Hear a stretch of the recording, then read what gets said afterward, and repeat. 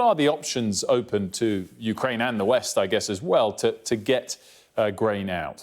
Well, if they're going to get big amounts of grain out of Odessa, which is, as you say, 20 million tonnes at least is backed up there in Odessa, then they've got to have Russian agreement to do it. And there are mines in the area. Both Ukraine and Russia have laid mines, at least 200 or 300 each, it seems. So there's probably 500 or 600 mines in the area. That's not a big problem. You can clear channels through them.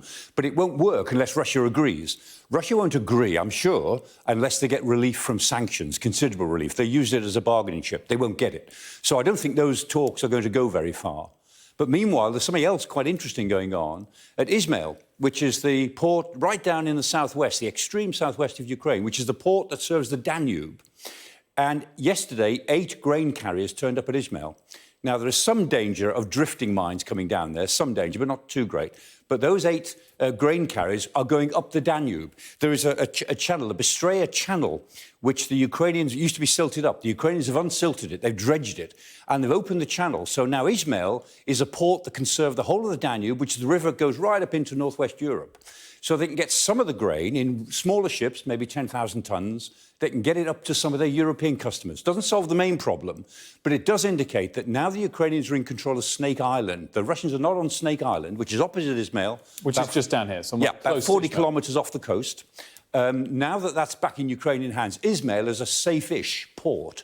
And some grain carriers are now working up the Danube to take grain to Europe. As I say, it's a very interesting development. Won't solve the problem, but it dares the Russians to interfere with it. It says, look, this is something the Ukrainians are doing for themselves. These are neutral ships taking grain to their customers. You dare to interfere with them. That's, in a way, it puts the onus back on the Russians. Really interesting development there, Professor. Let's talk now a little bit about the broader military developments. What's the latest area of focus? Yeah, not much movement on the ground because both sides are pausing as they build up their forces for what will be the next development, which is the attack on Slavyansk and Kramatorsk, which is in the western part of the Donbass.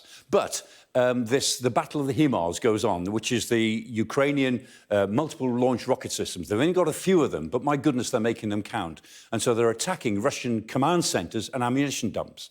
So a couple of days ago at Novokokhovka, down near Kherson, there was this massive ammunition dump explosion. And then last night, a big explosion at an ammunition dump in Luhansk city. And this is the first time Luhansk has been attacked since the beginning of the war. It's held by Russian separatists.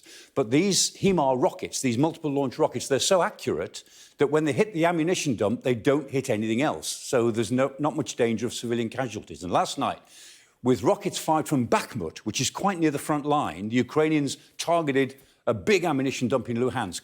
So again, the Russians can't do very much about it. And what the Ukrainians are doing, they're degrading Russian ammunition stocks. They're running down their ability to keep feeding shells into their artillery. The Russians rely a lot on artillery. The Ukrainians are doing quite a lot to neutralise that. Whether they've done enough, we don't know, but they're certainly slowing down the movement of Russian forces as this next phase of the attack develops. Professor Michael Clarke, as always, thanks so much.